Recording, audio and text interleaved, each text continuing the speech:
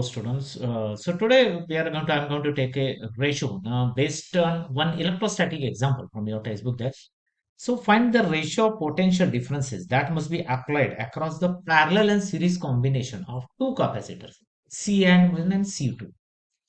And their capacitance are in ratio, remember, that is 1 is to 2. And energy stored so condition, see the condition what they are giving here. The condition over here is that so that the energy stored in two cases becomes same. Energy stored should become same. And the ratio C1 upon C2 that is given is 1 is to 2. So let's begin solving here. Let's go for a solution first part here. So now if we'll go, I'm going with the solution here.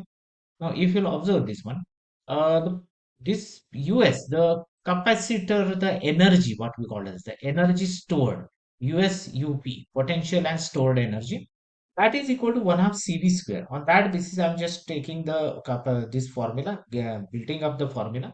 1 half C here for stored energy, that will be CS, series combination, capacitors in series combination multiplied by V square and capacitors in parallel combination multiplied by V1 square. I'm giving name as V1, V2 here for this ratio.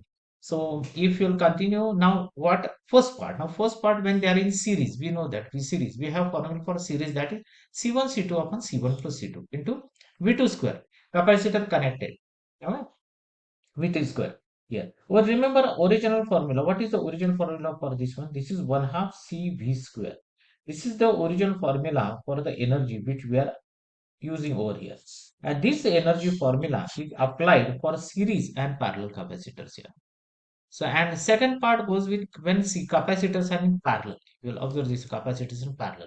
So, we will be adding this C1 plus C2, 1 half C1 plus C2. Remember, capacitor and resistor, they are exactly opposite of one another. When they are in parallel, we are adding C1 plus C2. When they are in series, it becomes like a parallel to resistor. C1, C2 and C1 plus C2. Exactly opposite of one another. The formulas are exactly opposite of one another. Simple way, remember, to memorize.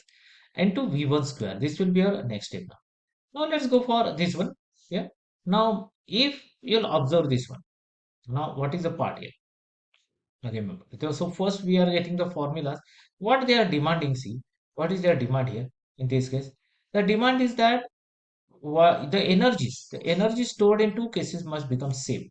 So what we did, I'm equating these two parts here. Okay. What we are doing here? I'm equating these two parts here.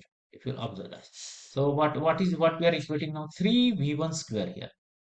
Okay. Upon is equal to third V2 square. Now, how I am getting this part? Now, half of getting cancelled. C1, C2. C1, C2 upon C1 plus C2. Now, they are in ratio 1 is to 2 here. They are in ratio 1 is to 2. So, here, this part will become 3. Okay. And this part, C1, C2, 2 into 1 upon 2 plus 1 here. 2 into 1. 2 times 1 upon plus 1. Upon 2 plus 1. So, that is becoming here 2 into 1 and 2 upon 2 plus 1. So that is become 2 by 3 here. So 3 C V1 square and 2 by 3 V2 square. So V1 square upon V2 square is equal to 2 upon 9 here. If you are squaring that, that is equal to 2 upon 8. So if you will be taking the ratio, you will be getting that is V1 upon V2 is root 2 upon 9. Or you can call it as 2 upon root 2 divided by 3 also. Root 2 by 3 also. If you are taking the this one, root square root of 9, that will be 3. Now, this is how we will be solving and getting the final answer. Okay.